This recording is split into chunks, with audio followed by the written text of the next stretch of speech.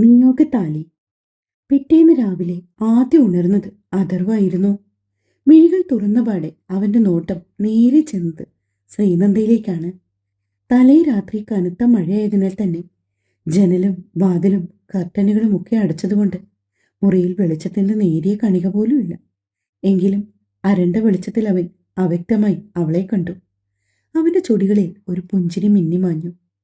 ഓർമ്മകളിൽ ഇപ്പോഴും തങ്ങി നിൽക്കുന്നത് തലേ രാത്രിയിലെ മധുരമേറിയ മുഹൂർത്തങ്ങളാണ്. എഴുന്നേറ്റ് വസ്ത്രം ധരിച്ചുകൊണ്ടവൻ ജനാലയിലെ കർട്ടൻ വകഞ്ഞു മാറ്റി. മിഴിയിണകൾ പുറത്തേക്കൊന്ന് എത്തി നോക്കി. തലേന്ന് പെയ്ത മഴയുടെ അവശേഷിപ്പ് എന്നതുപോലെ മഴത്തുള്ളികൾ ഇപ്പോഴും ഇലകളിലും പുൽനാമ്പുകളിലും പൂക്കളിലുമൊക്കെ തങ്ങി നിൽക്കുന്നു. മുറിയിലേക്കൊരു വെട്ടം കടന്നു വന്നതും ശ്രീനന്ദ നെറ്റി ചുളിച്ചുകൊണ്ട് മിഴികൾ ഇറുക്കി അടച്ചു കിടന്നു. പിന്നെയൊന്ന് കമിഴ്ന്നു കിടന്നു. അപ്പോഴാണ് ആദർവ് ജനരയിൽ നിന്നും അവൾ കരിയിലേക്ക് വന്നിരുന്നത്. മെല്ലെ അവളെ തട്ടി വിളിച്ചു. നന്ദേ, നന്ദി എണീക്ക്. ആദർവിന്റെ നന്ദി പതിഞ്ഞ സ്വരം കേട്ടതും ശ്രീനന്ദ മിഴികളൊന്നു തുറന്ന് വീണ്ടും ഇറുക്കിയടച്ച് അവന്റെ കൈക്കുള്ളിലേക്ക് ചുരുണ്ടുകൂടാൻ ശ്രമിച്ചു. പിന്നെ പെട്ടെന്നെന്തോ ഓർമ്മ വന്നതുപോലെ ഞെട്ടിപ്പിടഞ്ഞ് എഴുന്നേറ്റു. അപ്പോഴാണ് ഇന്നലെ രാത്രിയിലെ നിമിഷങ്ങൾ ഒരു തിരശീലയിൽ എന്നതുപോലെ അവളുടെ മനസ്സിലൂടെ മിന്നിമാഞ്ഞു പോയത്. നിമി നേരം കൊണ്ട് തന്നെ പെണ്ണിന്റെ മുഖം ചുവന്നു തൊടുത്തു. അവളുടെ മുഖത്തിലെ ചുവപ്പിലേക്ക് തന്നെ കണ്ണെടുക്കാതെ നോക്കിയിരുന്നു പോയി അഥർവ്. ശ്രീനന്ദ വെപ്രാളത്തോടെ തന്റെ ശരീരത്തിലേക്ക് പുതപ്പ് കൂട്ടിപ്പിടിച്ച് നിലത്തേക്ക് കാലെടുത്തു വെച്ചതും നട്ടെല്ലിൽ നിന്ന് എന്തോ കൊളുത്തി വലിക്കും പോലൊരു വേദന വന്ന് അവളെ പൊതിഞ്ഞു. അറിയാതെ ഒന്ന് ഏങ്ങിപ്പോയി അവൾ. അഥർവ് പെട്ടെന്ന് അവൾ കരികിലേക്ക് ചെന്നു. എന്തോ ഒരു നന്ദ, എന്തെങ്കിലും ബുദ്ധിമുട്ടുണ്ടോ തനിക്ക്? അവളുടെ ചുളിഞ്ഞുപോയ നെറ്റിത്തടത്തിലേക്കും വേദന കൊണ്ട് കൂമ്പി അടഞ്ഞുപോയ കണ്ണുകളിലേക്കും നോക്കിക്കൊണ്ടാണ് അവൻ ചോദിച്ചത്. ഇല്ല, ധൃതിയിൽ പറഞ്ഞുകൊണ്ടവൾ വേദന മറന്ന് മുന്നോട്ട് നടക്കാൻ തുടങ്ങി. അപ്പോഴേക്കും അഥർവ് അവളെ ഈ കൈകളിലും കോരിയെടുത്തു.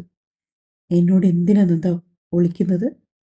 ഇനി ഞാൻ അറിയാത്തതായി ഒരു രഹസ്യവും തന്നിൽ അവശേഷിക്കുന്നില്ലല്ലോ. അഥർവ് മറ്റൊരർത്ഥത്തിലത് പറഞ്ഞതും ശ്രീനന്ദ അറിയാതെ അവന്റെ വായ പൊത്തി.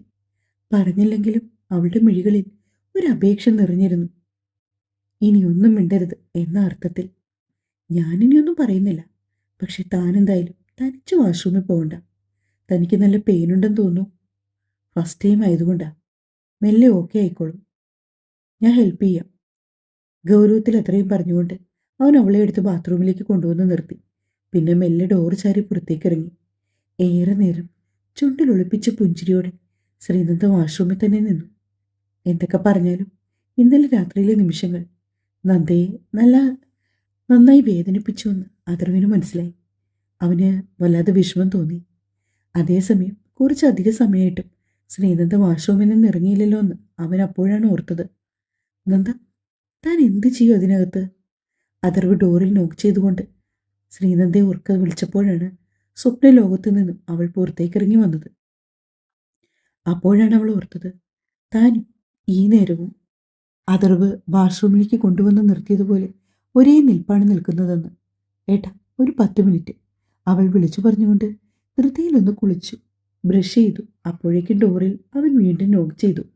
മെല്ലെ വാതിൽ പകുതി മാത്രം തുറന്ന് തല മാത്രം പുറത്തേക്കിട്ട് കണ്ണുകൊണ്ട് കാര്യം എന്താണെന്ന് അവൾ തിരക്കി. അവൻ്റെ കയ്യിൽ അവൾക്കിടാൻ വേണ്ടി ഒരു ജോഡി ഡ്രസ്സും ഇന്നറും ഒക്കെ ഉണ്ടായിരുന്നു. അത് വാങ്ങുമ്പോൾ അവൾക്ക് വല്ലാത്ത ജാള്യത. ഇത്രയും നാൾ ഒരുമിച്ചുണ്ടായിട്ടും ഒരിക്കൽ പോലും ഇന്നുവരെ ഇങ്ങനൊരു സാഹചര്യം ഉണ്ടായിട്ടില്ല. അവൾ ധൃതിയിൽ അത് വാങ്ങിക്കൊണ്ട് ഡോറ് ചേർത്തടച്ചു. ഡോറിൽ ചാരി നിന്ന് ഒന്ന് ശ്വാസം എടുത്തു. പിന്നെ മെല്ലെ വസ്ത്രം ധരിച്ച് പുറത്തേക്ക് ഇറങ്ങിച്ചെന്നു. അപ്പോഴാണ് ശ്രീനന്ദ സമയം നോക്കുന്നത്. മണി ഏകദേശം 9 അടുത്തിരിക്കുന്നു. അയ്യോ, ഏട്ടന് ഓഫീസിൽ പോകാനുള്ള സമയമായല്ലോ. ഞാനാണെങ്കിൽ കുക്ക് ചെയ്തിട്ടുമില്ല. ഭവാനിയമ്മ ഇന്നും ലീവാണ്. അവളുടെ മുഖത്ത് ആകുലതയാണ്. എന്ത് ചെയ്യണമെന്നറിയാതെ അവൾ വെപ്രാളത്തോടെ താഴേക്ക് ഓടാൻ തുടങ്ങിയ സമയത്താണ് അഥർവ് അവളെ പൊതിഞ്ഞു പിടിച്ചത്. താൻ എന്തിനാ അതിന് ഇത്രയും ടെൻഷൻ അടിക്കുന്നത്? ഇന്നൊരു ദിവസം ഫുഡ് ഉണ്ടാക്കേണ്ടത് വിചാരിക്കണം. അതുമാത്രമല്ല, താനിന്നത്ര ഓക്കെ അല്ലെന്ന് എനിക്കറിയാം. പിന്നെ കിച്ചണിൽ വന്ന് തന്നെ ഇന്ന് ഹെൽപ്പ് ചെയ്യാനുള്ള ടൈം എനിക്കില്ല. അതുകൊണ്ടൊരു കാര്യം ചെയ്യാം. ഇന്ന് ഒരു ദിവസത്തേക്ക് നമുക്ക് പുറത്തുനിന്നും ഭക്ഷണം ഓർഡർ ചെയ്യാം. ഓക്കെ അല്ലേ? വലിയ താല്പര്യമില്ലായ്മയോടെ അവൾ തലകുലുക്കി. അവൾക്ക് ശരീരത്തിൽ അവിടെ ഇവിടെയായി എന്തൊക്കെയോ പോലെ. പക്ഷെ അവൾ അതൊന്നും അഥർവിനോട് പറഞ്ഞില്ല. അവൻ അപ്പോഴേക്കും മൊബൈൽ എടുത്തിട്ട് ഫുഡ് ഓർഡർ ചെയ്തു. ഒരു 20 മിനിറ്റിൽ ഫുഡ് വരും. താനതുവരെ ഇവിടെ വെയിറ്റ് ചെയ്യ്. ഞാനൊരു കോഫി ഉണ്ടാക്കിക്കൊണ്ട് വരാം. ഏയ്, അതൊന്നും വേണ്ട. ഞാനും കൂടി താഴേക്ക് വരാം. ശ്രീനന്ദ പറഞ്ഞുകൊണ്ട് ബെഡിൽ നിന്ന് എഴുന്നേറ്റു. അഥർവും ധൃതിയിൽ ഓഫീസിൽ പോകാൻ റെഡിയായി. ബാഗും ലാപ്ടോപ്പും ഒക്കെ എടുത്ത് താഴേക്ക് നടന്നു. ശ്രീനന്ദ കോഫി ഉണ്ടാക്കുമ്പോഴേക്കും അവർ ഇരുവർക്കുള്ള ഫുഡ് വന്നിരുന്നു. അഥർവാണ് പോയി ഫുഡ് കളക്ട് ചെയ്ത് കൊണ്ടുവന്നത്. അവൻ തന്നെയാണ് രണ്ടുപേർക്കും കഴിക്കാനുള്ള പ്ലേറ്റുകളും എടുത്തു വെച്ചത്. ഭക്ഷണം അതിലേക്ക് സെർവ് ചെയ്തതും. ശ്രീനന്ദ അപ്പോഴേക്കും കോഫിയുമായി വന്നു. ഇരുവരും ഒന്നും രണ്ടും വർത്താനമൊക്കെ പറഞ്ഞ് ആഹാരം കഴിച്ചു. ശ്രീനന്ദയ്ക്ക് ഏറ്റവും ഇഷ്ടമുള്ള ഭക്ഷണം മസാല ദോശ തന്നെയായിരുന്നു. അതാണ് അഥർവ് ബ്രേക്ക്ഫാസ്റ്റിന് വാങ്ങിയതും. മുമ്പ് ഒന്ന് രണ്ട് പ്രാവശ്യം അമ്പലത്തിൽ പോയപ്പോഴൊക്കെ അവൾ മസാല ദോശ ആസ്വദിച്ച് കഴിക്കുന്നത് അവൻ കണ്ടിട്ടുണ്ടായിരുന്നു. ആഹാരം കഴിപ്പൊക്കെ കഴിഞ്ഞ് അഥർവ് പുറത്തേക്ക് പോകാനായി ഇറങ്ങി. നന്ദ സത്യം പറഞ്ഞാൽ ഇന്ന് ഒരു ഫുൾ ഡേ തനിക്കൊപ്പം ഇരിക്കണമെന്ന് എനിക്ക് അതിയായ ആഗ്രഹമൊക്കെ ഉണ്ട്. പക്ഷെ എന്ത് ചെയ്യാനാ, എൻ്റെ തിരക്കുകൾ എന്നെ അതിന് അനുവദിക്കുന്നില്ല. ഏട്ടൻ പറയാതെ തന്നെ അതൊക്കെ എനിക്ക് മനസ്സിലാകുമല്ലോ. എന്നാലും അങ്ങനെ അല്ലടോ, എനിക്കും ആഗ്രഹമുണ്ട്. ഈ തിരക്കും ഈ കോളുകളും മെയിലുകളും ഒക്കെ മാറ്റിവെച്ച് തനിക്കൊപ്പം ഇരുന്ന് തൻ്റെ ആഗ്രഹങ്ങളൊക്കെ ചോദിച്ചറിഞ്ഞ് തനിക്ക് വേണ്ടി മാത്രം ഒരു ഡേ സ്പെൻഡ് ചെയ്യണമെന്ന്. നോക്കട്ടെ, ഞാനിതൊക്കെ ഒന്ന് ആരെയെങ്കിലും ഏൽപ്പിച്ച് കുറച്ച് ദിവസത്തേക്കൊന്ന് ഫ്രീ ആവാൻ ശ്രമിക്കാം. തൽക്കാലം ഏട്ടൻ അതൊന്നും ഓർത്ത് ടെൻഷൻ ആവണ്ട. ബിസിനസ്സിൽ കോൺസെൻട്രേറ്റ് ചെയ്യുക. എല്ലാത്തിനും അതിൻ്റെതായ സമയമുണ്ട്. എനിക്കറിയാം താനും അതൊക്കെ ആഗ്രഹിക്കുന്നുണ്ടെന്ന്. അതും പറഞ്ഞുകൊണ്ട് അവളെ ഒന്ന് ചുറ്റിപ്പിടിച്ച് അവളുടെ നെറ്റിയിൽ ഒന്നും മുത്തിക്കൊണ്ട് അവൻ കാറിലേക്ക് കയറി. അവനെ കൈവീശി കാണിച്ചുകൊണ്ട് ഉമ്മറത്തെ വലിയ തൂണിൽ ചുറ്റിപ്പിടിച്ചുകൊണ്ട് അവൾ നിന്നു. ആ കാറ് കണ്ണിൽ നിന്നും അകലുന്നതുവരെ ശ്രീനന്ദ ആ നിൽപ്പ് നിന്നു. ശേഷം ഒരു നെടുവീർപ്പോടെ അകത്തേക്ക് കയറി. വാതിൽ ചേർത്തടച്ച് ഏറെ നേരം അവൾ ലിവിംഗ് റൂമിലിരുന്നു. കുറച്ചധികം സമയം TV കണ്ടിരുന്നുവെങ്കിലും അവൾക്ക് വല്ലാത്തൊരു മടുപ്പ് തോന്നിയതും മെല്ലെ അവൾ മുകളിലേക്ക് തന്നെ നടന്നു. റൂമിലേക്ക് കയറിയതും ഇന്നലെ രാത്രിയിലെ നിമിഷങ്ങൾ വീണ്ടും അവളുടെ ഓർമ്മയിലേക്ക് ഒഴുകിയെത്തി. ശ്രീനന്ദയുടെ അധരങ്ങളിൽ മനോഹരമായ ഒരു പുഞ്ചിരി വിടർന്നു. അവൾ ബെഡും ബെഡ്ഷീറ്റും തലയണ കവറും എല്ലാം വാഷ് ചെയ്യാനായി ലോണ്ടറി ബാസ്ക്കറ്റിലേക്ക് ഇട്ടു. പുതിയതൊന്നെടുത്ത് ബെഡിലേക്ക് വിരിച്ചു. പിന്നെ വെറുതെ ഫോണും നോക്കി ബെഡിൽ ഇരുന്ന സമയത്താണ് കൃത്യമായി പാർവതിയുടെ കോള് അവളുടെ ഫോണിലേക്ക് വരുന്നത്. ഹലോ പാറു. ശ്രീ, ഞാനിന്ന് അങ്ങോട്ടേക്ക് വരുന്നുണ്ട്. നീ വീട്ടിൽ കാണുമോ? ആടി, ഞാൻ വീട്ടിലുണ്ട്. ഇവിടെ ഇപ്പം ആരുമില്ല. എല്ലാവരും എവിടെ പോയി? പാർവതിക്ക് അത്ഭുതം. അച്ഛനും അമ്മയും ആര്യൻകുട്ടനും കൂടി ഇന്നലെ മൂകാംബികയ്ക്ക് ഒരു തീർത്ഥാടനത്തിന് പോയതാ. ആഹാ, അപ്പൊ നീയും അഥർവ്വ ചേട്ടനും മാത്രമേ ഉള്ളൂ? പാർവതി തീർത്തും സ്വാഭാവികമായാണ് ചോദിച്ചെങ്കിലും ശ്രീനന്ദയുടെ ഉള്ളിലൂടെ എന്തെന്നറിയാത്ത ഒരു മിന്നൽ പിണർ പാഞ്ഞുപോയി. ആ നിമിഷം പെട്ടെന്ന് സ്വബോധം വീണ്ടെടുത്തുകൊണ്ട് അവൾ സംസാരിച്ചു തുടങ്ങി. ഞങ്ങൾ രണ്ടുപേരും മാത്രമേ ഉണ്ടായിരുന്നുള്ളൂ. ഏട്ടൻ്റെ കുറച്ചു മുമ്പാ ഓഫീസിലേക്ക് പോയത്. എന്തായാലും നീ വാ. ശരിയടി, ഞാൻ വരാം. പറഞ്ഞുകൊണ്ട് അവൾ ഫോൺ വെച്ചതും ശ്രീനന്ദ മെല്ലെ താഴേക്ക് ഇറങ്ങിച്ചെന്നു. ഭക്ഷണം ഉണ്ടാക്കാനൊക്കെ അവൾക്ക് വല്ലാത്തൊരു മടി. എന്തോ ഒന്നിനും ഒരു ഉഷാറില്ലാത്തതുപോലെ. ദേഹം മുഴുവനും വേദനയോ പുകച്ചിലോ ഒക്കെ. ചിലപ്പോൾ ഏട്ടൻ പറഞ്ഞതുപോലെ തനിക്കിതൊക്കെ ആദ്യമായിട്ടായതുകൊണ്ടാകും. ശ്രീനന്ദ മനസ്സിലോർത്തു. കുറച്ചധികം സമയത്തിന് ശേഷം തന്നെ കോളിംഗ് ബെൽ ശബ്ദിച്ചതും ശ്രീനന്ദയ്ക്ക് മനസ്സിലായി അത് പാർവതിയാണെന്ന്. ഉറപ്പിക്കാനായി അവൾ വാതിലിന്റെ പഴുതിലൂടി ഒന്ന് പുറത്തേക്ക് നോക്കി. പാർവതിയെ കണ്ടതും ശ്രീനന്ദയുടെ മിഴികൾ വിടർന്നു. അവൾ അത്രയും സ്നേഹത്തോടെ പോയി വാതിൽ തുറന്നു. പാറു അകത്തേക്ക് കയറി വാ. ശ്രീനന്ദ അവളെ അകത്തേക്ക് ക്ഷണിച്ചു. ശേഷം ഡോർ ലോക്ക് ചെയ്തു. എന്റെ ശ്രീ, നിന്നെ സമ്മതിക്കണം. ഇത്രയും വലിയ വീട്ടില് നീ ഒറ്റയ്ക്കിരിക്കുന്നല്ലോ. ഞാനൊക്കെ ആണെങ്കിൽ എപ്പോഴും പേടിച്ച് ചത്തേനെ. പാർവതിയുടെ വീട്ടില് പുറംപണിക്കും അകംപണിക്കും ഒക്കെയായിട്ട് 3-4 ജോലിക്കാരുണ്ട്. അതുകൊണ്ട് തന്നെ അവളുടെ അച്ഛനും അമ്മയും ഏട്ടനും ഒന്നും വീട്ടിലില്ലാത്ത സാഹചര്യത്തിൽ പോലും അവൾക്കവിടെ തനിച്ചിരിക്കുന്നുവെന്ന് ഒരു ഫീല് വരാറില്ല. അതുകൊണ്ടാണ് പാർവതി അങ്ങനെ പറഞ്ഞത്. സത്യം പറഞ്ഞാൽ എനിക്ക് ഭയങ്കര ബോറിംഗ് ആണ് പാറു. പിന്നെ ആരും ഇല്ലെങ്കിലും ഇരുന്നല്ലേ പറ്റൂ.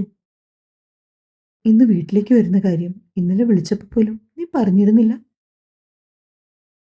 ഞാനത് പെട്ടെന്ന് ഡിസൈഡ് ചെയ്തതാ. ഇന്ന് രാവിലെ ആയപ്പോൾ അമ്മയ്ക്കും അച്ഛനും കോഴിക്കോട് വരെ പോകേണ്ട ഒരു ആവശ്യം വന്നു. ചിലപ്പോൾ ഒരുപാട് ലേറ്റ് ആകും അവർ വരാന്. അപ്പോഴാണ് ഞാൻ ഓർത്തത്, എങ്കിൽ പിന്നെ നിന്റെ അടുത്ത് വന്നിരിക്കാന്ന്. വെറുതെ വീട്ടിലിരുന്ന് എനിക്ക് വട്ടുപിടിച്ച് പോകത്തേ ഉള്ളൂ. നീ വാ, ഞാൻ ജ്യൂസ് എടുക്കാം പറഞ്ഞുകൊണ്ട് ശ്രീനന്ദ നേരെ കിച്ചണിലേക്ക് നടന്നു.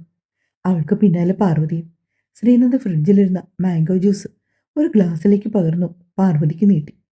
അവളത് വാങ്ങി സിപ്പ് ചെയ്തുകൊണ്ടിരിക്കുന്നതിനിടയിലാണ് ശ്രീനന്ദയുടെ കഴുത്തിൽ ചുവന്നു കിടക്കുന്ന ഒരു അടയാളം ശ്രദ്ധിച്ചത്. പാർവതിയുടെ ചുണ്ടിലൊരു പുഞ്ചിരി മിന്നി മാഞ്ഞു. പക്ഷെ അവൾ അതേപ്പറ്റിയൊന്നും നന്ദിയോട് ചോദിച്ചില്ല. ശേഷം ചിരിയോടെ ഗ്ലാസ് അവളുടെ കയ്യിലേക്ക് തിരികെ നൽകി. നീ വാ, നമുക്ക് പോകാം, റൂമിലിരുന്ന് സംസാരിക്കാം. ശ്രീനന്ദ പാർവതിയെ വിളിച്ച് അവളുടെ മുറിയിലേക്ക് നടന്നു. പിന്നെ കൂട്ടുകാരികൾ രണ്ടാളും ഏറെ നേരം വർത്താനം പറഞ്ഞിരുന്നു. അദർവിന് ഓഫീസിലേക്ക് ചെന്ന് കയറിയ പാടെ തുടങ്ങിയ തിരക്കാണ്. ഉച്ചയ്ക്ക് മുൻപ് 3 കോൺഫറൻസ് മീറ്റിംഗ്, അതും വലിയ 3 കമ്പനികളുമായി. അതിന്റെ ടെൻഷന്റെയും തിരക്കിന്റെ ഇടയിൽ അവന് നന്ദയെ വിളിക്കാൻ ഒട്ടും സമയം കിട്ടിയില്ല. പാർവതി കൂടി ഉള്ളതുകൊണ്ട് ശ്രീനന്ദ പുറത്തുനിന്നും ഫുഡ് ഓർഡർ ചെയ്തു, ഉച്ചയ്ക്ക് കഴിക്കാൻ വേണ്ടി. ശേഷം ഇരുവരും ഒരുമിച്ചിരുന്ന് ആഹാരമൊക്കെ കഴിച്ച ശേഷം വൈകുന്നേരം ആയപ്പോഴാണ് പാർവതി ശ്രീനന്ദയോട് യാത്ര പറഞ്ഞ് ഇറങ്ങിപ്പോയത്.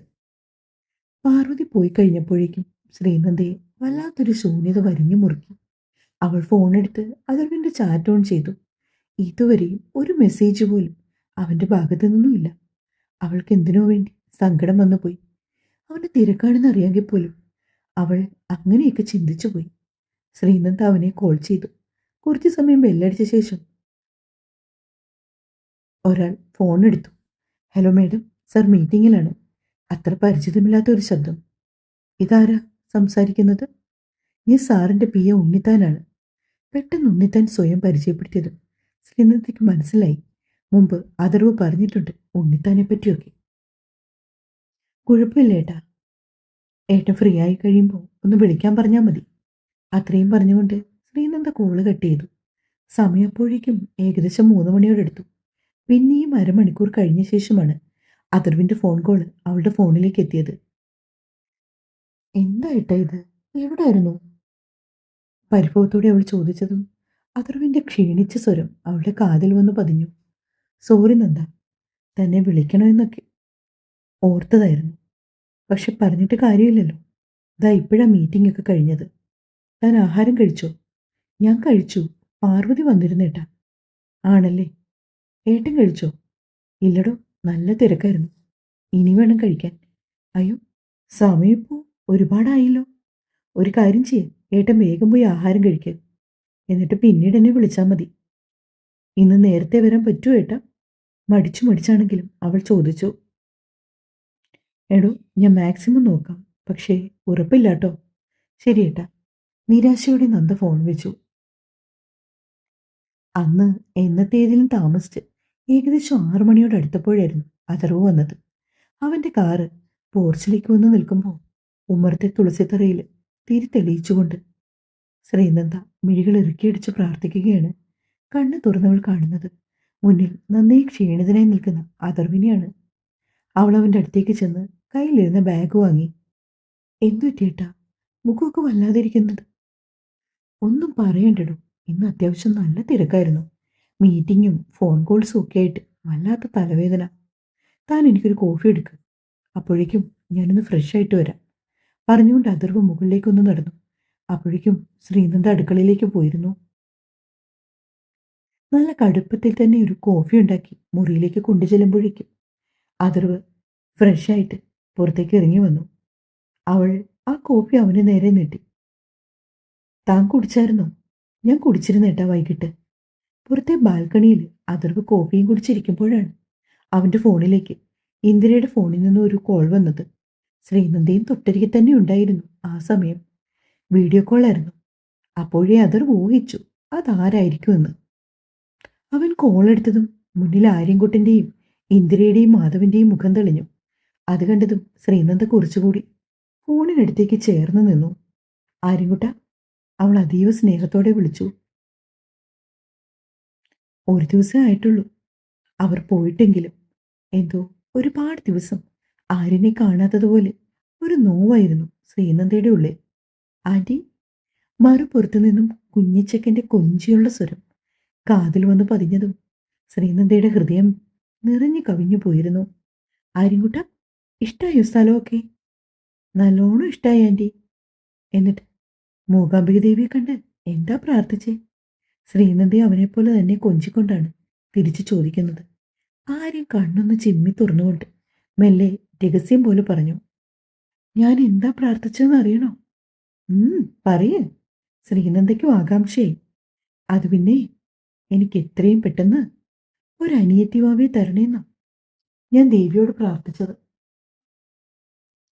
പെട്ടെന്ന് അവന്റെ വായിൽ നിന്നും ആ വാക്കുകൾ വീണ് കേട്ടതും ശ്രീനന്ദയുടെ നോട്ടം അറിയാതെ അഥർവിന്റെ മുഖത്ത് ചെന്ന് എത്തി നിന്നു.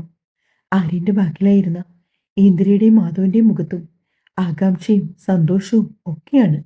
ശ്രീനന്ദ പെട്ടെന്ന് അഥർവിന്റെ മുഖത്തു നിന്നും നോട്ടം പിൻവലിച്ചു. അവൾ ഒന്നും പറയാൻ കഴിയാതെ സ്റ്റക്കായതുപോലെ നിൽക്കുന്നത് കണ്ടു. ഇന്ദിര ഫോൺ വാങ്ങി.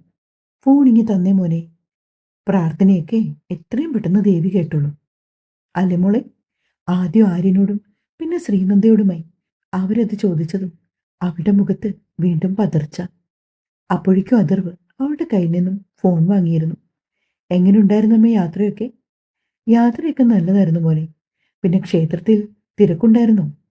അത് പിന്നെ ചോദിക്കാനുണ്ടോ? തിരക്ക് ഇവിടെ എപ്പോഴും ഉള്ളതല്ലേ. പക്ഷേ നന്നായിട്ട് തൊഴുതു. അവർ നിറഞ്ഞ മനസ്സോടെ പറഞ്ഞു.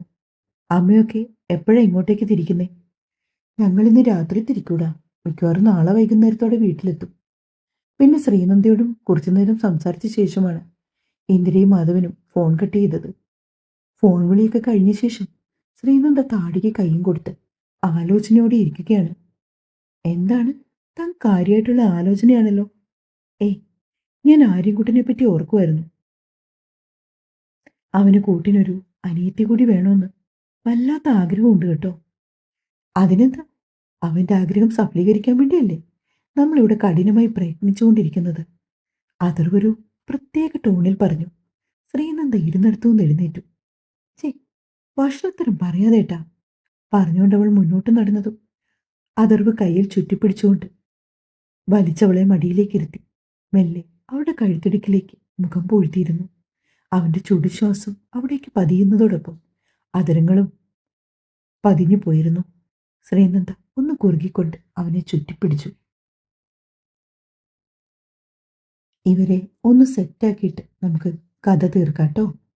സ്നേഹത്തോടെ സ്വന്തം മിത്ര. Thank you.